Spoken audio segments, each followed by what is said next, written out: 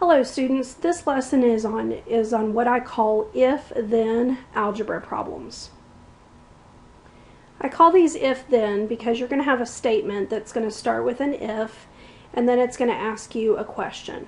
So in this first example we have if 7 times x minus 4 is equal to 28, then what does x minus 10 equal? Okay, so the first thing that what you're going to do is you want to go ahead and you want to solve for the variable.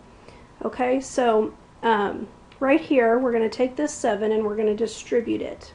Because remember, to solve you want to get rid of your parentheses first. So 7 times x is 7x, and then 7 times a negative 4 is minus 28, and that equals 28.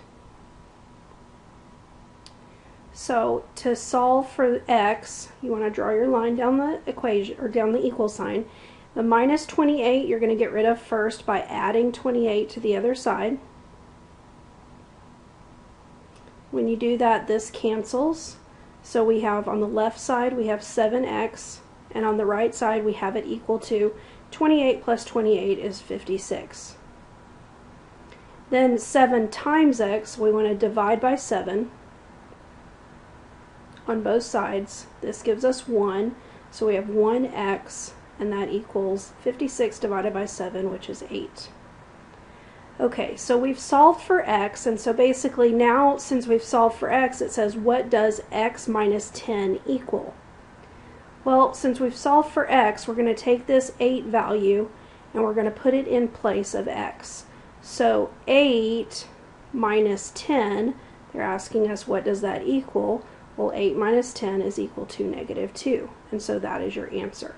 So when you see these if-then statements where it says if an equation, what does a variable times something or minus, what does that equal? You want to solve for that variable like what we did here, and then you want to plug it in over there.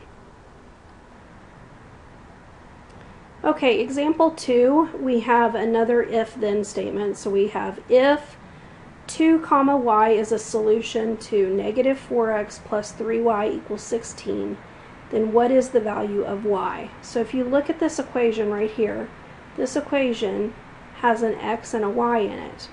Well, if you look at the ordered pair, we have 2 comma y. Now if you remember, ordered pairs are always in the order x comma y. So because they've given us this 2 value right there, that's in place of where my x would be, then what that means is that x is equal to 2. So we're going to take that x equals 2 and we're going to plug it into this equation right here. So we're going to have negative 4 parentheses 2, because we're going to multiply it by the 2, and then we're going to keep everything else the same. So plus 3y equals 16. And what you're going to notice is that since I plugged this in for x, now I only have one variable, which is this y right here. So we need to get that y by itself. So let's go ahead and simplify it. Negative 4 times 2 is a negative 8. So we have negative 8 plus 3y, and that equals 16. So now we're going to solve for y, our variable. The first thing we want to do is get rid of the negative 8, so we're going to add it to the other side. This cancels. So we have 3y equals 16 plus 8 is 24. And then you're going to divide by 3. So y is equal to 8.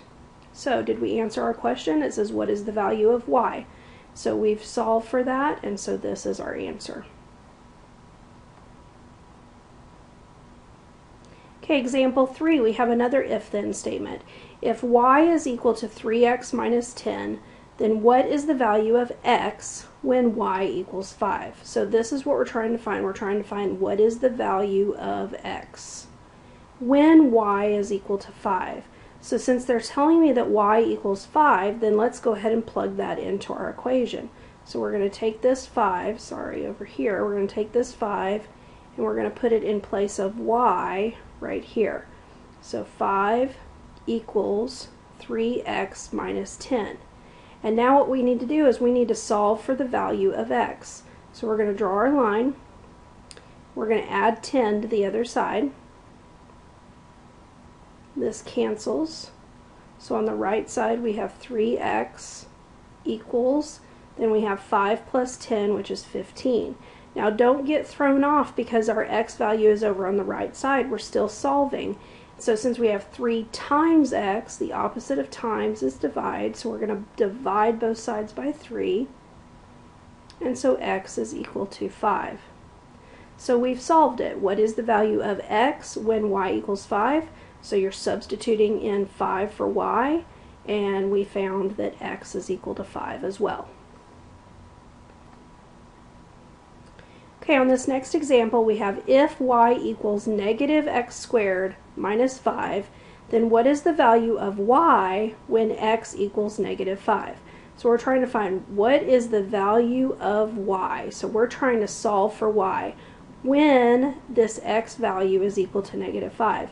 So we're plugging in that negative 5 for x. So we have y equals negative. Make sure you keep that negative there, and in parentheses where the x is, I'm going to plug in what they give me. So I'm plugging in this negative 5 squared minus 5. Okay, to do this, I want to go ahead and bring in my graphing calculator. So the easiest way to do this is to type this whole thing, into the calculator. Okay, so what I'm going to do is, let me see if I can do this without, I'm going to type it in. So I'm going to type in my negative, and then I'm going to do the parentheses, negative 5, close your parentheses, and then make sure you square it. So you hit that x squared button and that will square it, and then you type in minus 5 and you hit enter, and it tells you it is negative 30. So the y is equal to negative 30, and we've solved it because it says what is the value of y, and we've solved it. So just remember, when you have these problems, go ahead and plug in that negative 5, but it's quite possible that you'll be able to do all of this on the calculator. If you don't have a variable on that right side there, then go ahead and type everything into the calculator, and that will give you what your y value is. Okay, I hope this was helpful. Please bring your notes to class tomorrow while we're working on problems like this.